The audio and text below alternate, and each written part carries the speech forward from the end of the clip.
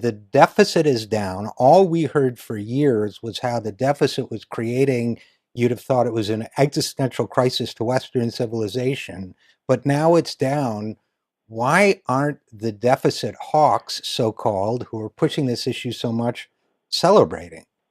Well, we obviously I'm speculating. We're all speculating what their motives are, but the whole thing, we're supposed to worry that the deficit was going through the roof. It was going to create panic in financial markets, meaning interest rates would soar. We would see soaring inflation, and the risk of economic collapse. And this hasn't happened. And of course, the deficit is now to, a relatively modest level. It's about 2.5% of GDP. It's the debt to GDP ratio is falling.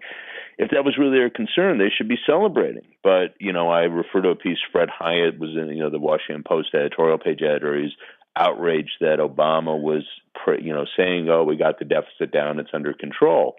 And, I think this speaks, their real agenda wasn't about the deficit. They have two agendas here. One is they want to see cutbacks to Social Security and Medicare, and that's clearly an end in itself. Obviously, these programs cost money. That's not a secret, but they're incredibly important programs to the vast majority of working people in this country. They depend on them. So their issue is they want to cut those programs, and the reality is, they cost money, but the reality is we can afford them. The other point is I think they like this as a distraction. The real story, you look at the economy, you look at the country, the real story is all this money is being redistributed upward. Workers have seen little or none of the benefits of economic growth over the last 3 decades. And I wish I could say that was about to change, and it may well not. We may see another, 3 decades where all the gains from growth go to the top 1%.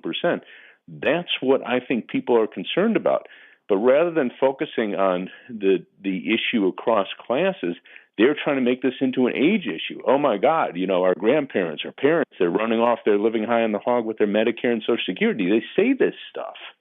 And, when you go, well, wait, the deficit isn't a problem, that undermines their case.